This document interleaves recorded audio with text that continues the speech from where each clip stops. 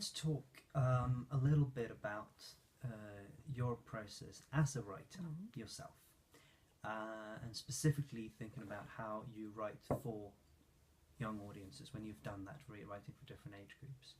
First of all, this triangle that you were describing, this way of thinking when you mentor, do you do that to yourself? Are you able to mentor yourself in the same way?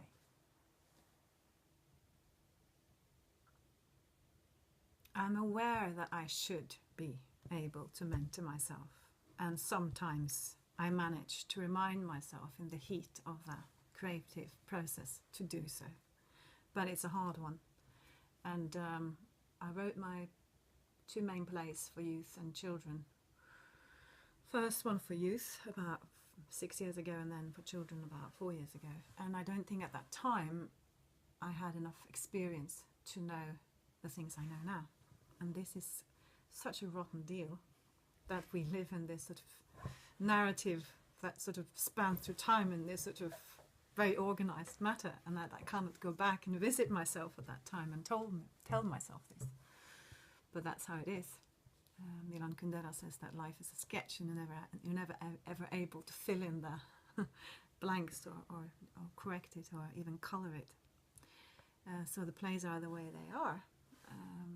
I was lucky in my last production because I was writing it together with young actors, and we developed a method of using a kind of collective writing process in the idea making process, and then also using improvisation as a part of developing the text.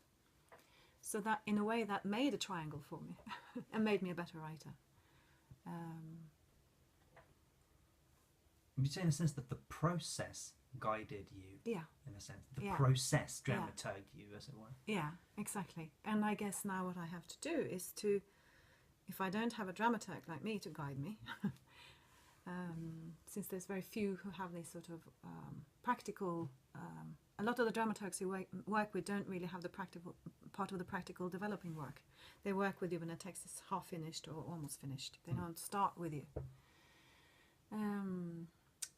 So I think what I need to do now is to make sure that I discuss with myself what kind of process this text needs. Is it an ivory tower process? Do I need to sit back and look at my poetic language and my own sorrow of my non-loving father? Is that the process? Because sometimes it is. And then I have to take that very seriously. Or is this a process of me doing research? Is this a process of me actually having fun with other actors? Is this a process of me going in and out of that kind of research and having fun with other actors? And then making sure that I do that. And then making processes that then can give that triangle for the writing. And I would love to do that sometime with children. I think maybe the next time I will do something with children, I will do some spatial work, and we can actually make I would love to do that and go out and build a world with them. So maybe the task would be then to start off with building a world with the children and then writing a text for that world, for instance.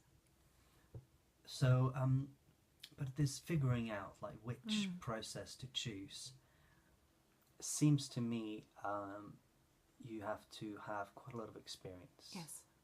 It's a very hard thing to do, I think, for an emerging writer. Almost impossible. That's why we need to be together. That's why it's a big myth that you can do it on your own. You can do it on your own, but it's a long way. Talk to someone, really, and get someone in there.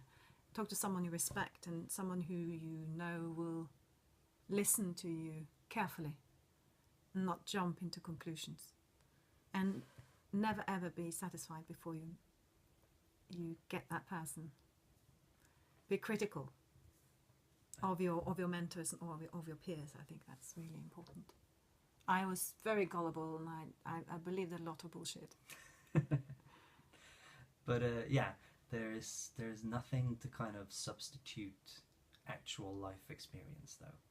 No, in a sense, no, it will take time. It will take time, but there is a huge comfort in life, and that is the life experience you have, somebody else might have, and the expertise you don't have, somebody else might have.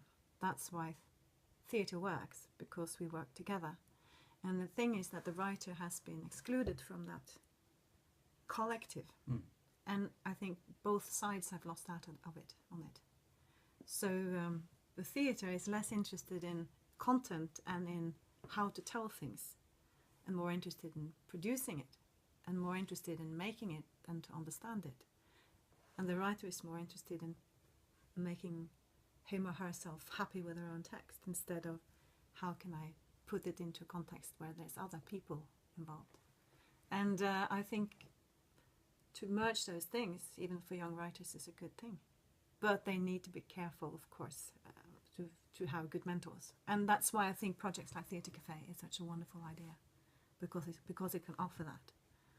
And then not all of us need to do the same mistakes over and over again. And we can understand that it is like this. We can share experience, and we can say, oh, that's the way you think, but that's maybe not the way we think in Germany, for instance. And then you can think, so this is a Norwegian way of thinking. It's not the truth. Or you can talk to a playwright who says, no, I don't work like that, while you think you have to work like that. And he says, oh, so there is no perfect way of working. There are different ways of working. And this is a way of opening up our toolbox. I always, when I'm a dramaturg or I'm developing with other writers where I'm more like a colleague or a conversation partner, I always say, look, what can we do to open up the toolbox? Which tools do we have? There are no truths, but there are many tools. Let's find a good tool for this. What are the possibilities? Not what is the problem, but what is the possibilities? And to find out the possibilities and how to solve them, then you need to have a big toolbox. And you don't have to have all the tools in that box. You can borrow and swap and steal and do all kinds of things, naughty things.